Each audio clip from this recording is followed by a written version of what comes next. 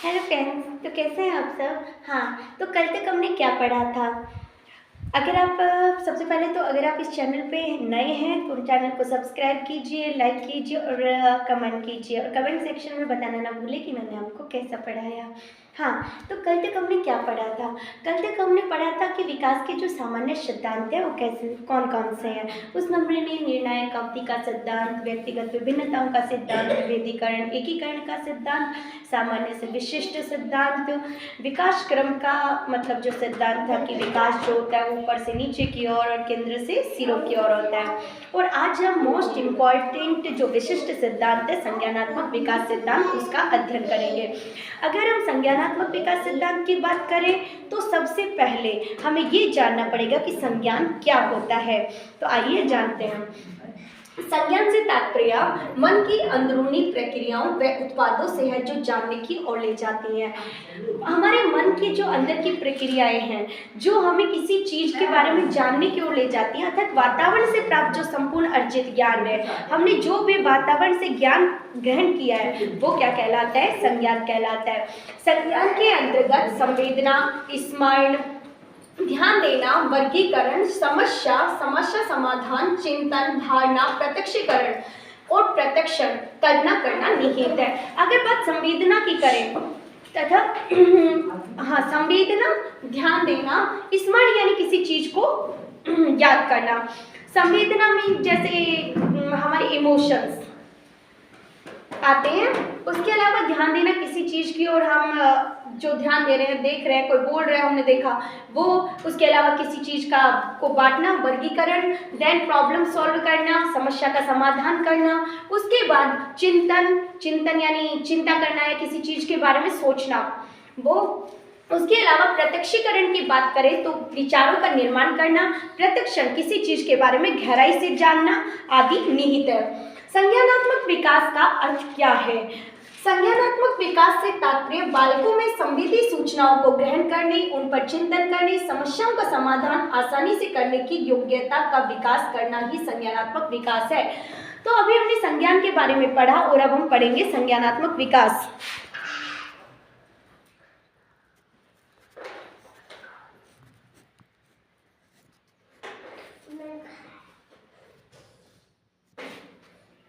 हाँ, तो हम पढ़ेंगे संज्ञानात्मक विकास क्या है।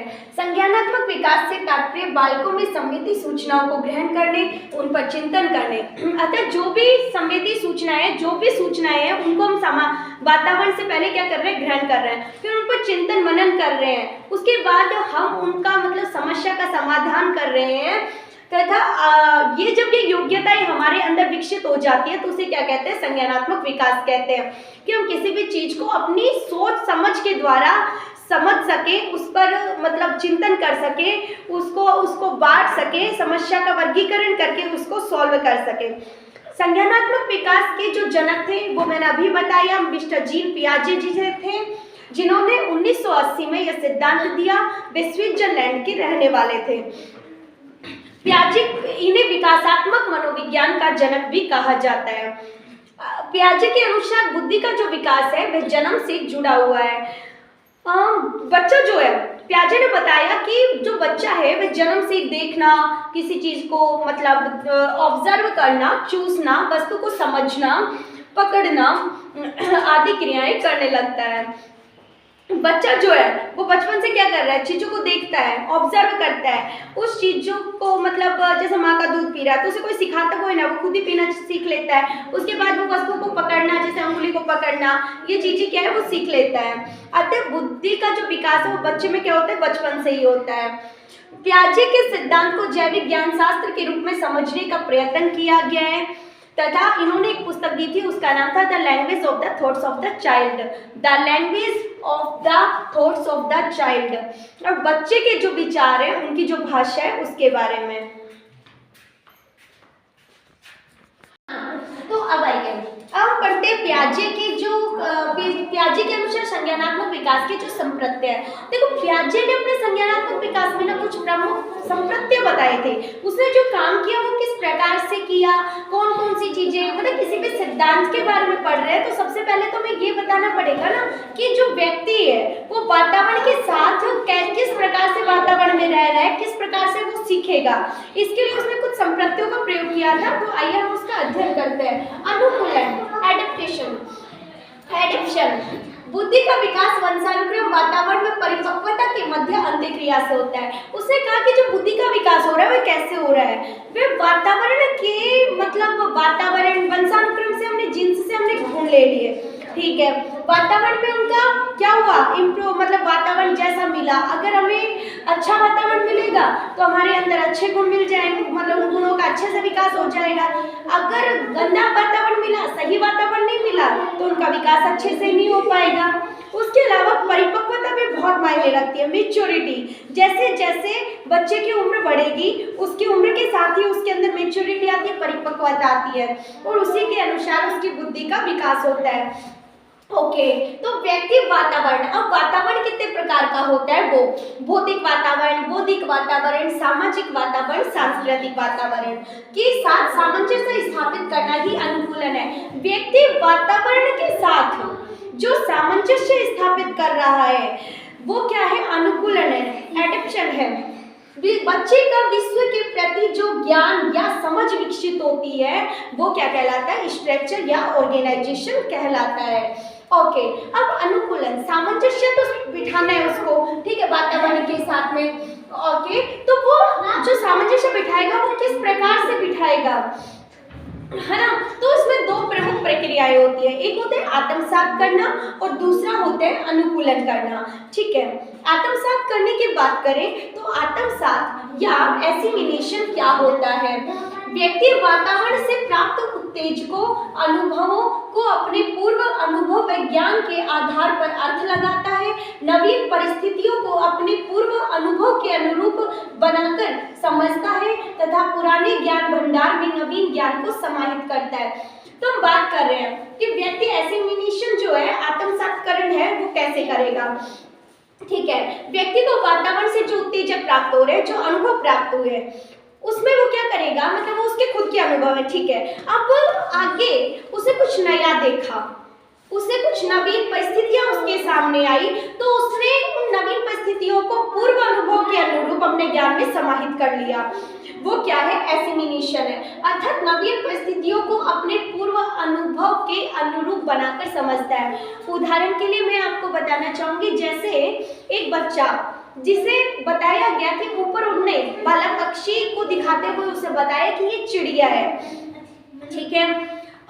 उस बच्चे ने क्या किया, एक दिन वो बाहर बैठा था, उसने एक हेलीकॉप्टर को उड़ते हुए देखा।